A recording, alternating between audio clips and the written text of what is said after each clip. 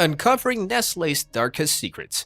More than nearly 70% of the world's population loves chocolate, and Nestle is one of the most successful and popular chocolate manufacturers in not only the United States of America, but the entire world.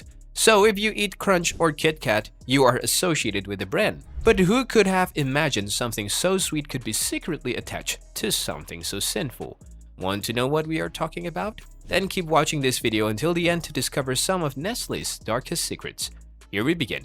Eating a Nestle candy comes with a hidden cost. It means you are turning a blind eye towards some of the extremely outrageous practices by the brand. Let us tell you how. Nestle's corporation indulged in child slave labor. Except for purchasing some really fancy stuff with special seals and all, if you are eating a regular chocolate bar, it also means that you are biting into delicious child labor. That's right. Of course, Nestle is not the only candy manufacturer worldwide to produce cocoa beans from morally dubious suppliers. Still, none of the other companies have as large-scale food production as Nestle. Hence, the company has a massive responsibility to assure that it's not abusing or exploiting children who have to spend their days swerving machetes, carrying heavy loads, and sprinkling pesticides for exceedingly low wages in the western part of Africa. Nestle's corporation joined hands with Hershey and Mars, two other chocolate manufacturer international giants, back in 2001 and pledged to eradicate the most terrible conditions of child labor within 4 years. However, they failed to meet the deadline and it kept getting extended. The company claimed that it's kind of impossible to work out which farms they exactly received their cocoa beans from. But this sounds a little bizarre, as nothing is obstructing the reporters or investigators from visiting these farms in Western Africa, asking important questions, and finding out where it was all coming from. According to the Fair Labor Association, the company absolutely could take these measures but didn't, even after having the resources to do so.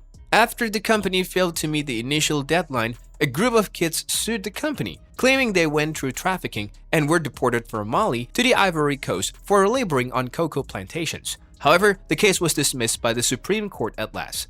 Contentious marketing of infant formula killed babies. Another dark secret that Nestle beholds is actually more shocking. Although most people associate the brand with chocolate, the company also produces various kinds of foods, such as baby formula and coffee. The company went to such extreme lengths to market the former that it did not stop exploiting even infants. Back in the 70s, Nestle started sending out representatives to underdeveloped countries and had them pose under the disguise of nurses in hospitals to help new moms having trouble breastfeeding their children, with a hidden agenda of promoting the brand's baby formula. They even gave these formulas for parents to take home for their babies for free. This may sound pretty harmless until you know what happened behind the scenes. First, these formulas were supposed to be mixed with water, but water in underdeveloped countries was barely safe or clean for small children to drink. Also, most of the families targeted by the brand didn't even have the resources of boiling water. The majority of people in these countries back in the day didn't know how to read English, but the instruction to use in the baby formula were printed in English, which didn't help either.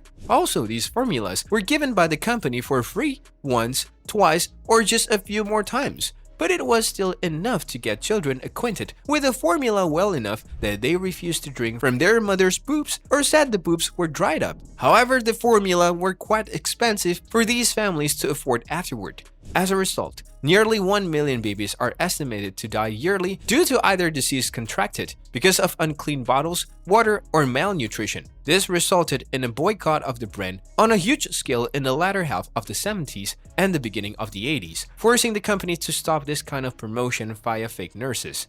They are sucking on Earth's natural resources dry.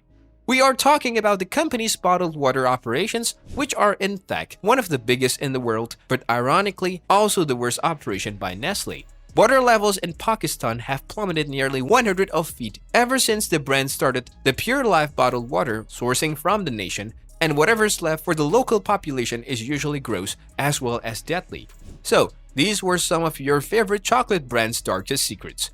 What do you think of them? Let us know in the comment section below, and for more of such latest and exclusive videos, don't forget to subscribe to our channel and hit the bell icon to never miss any new updates from us.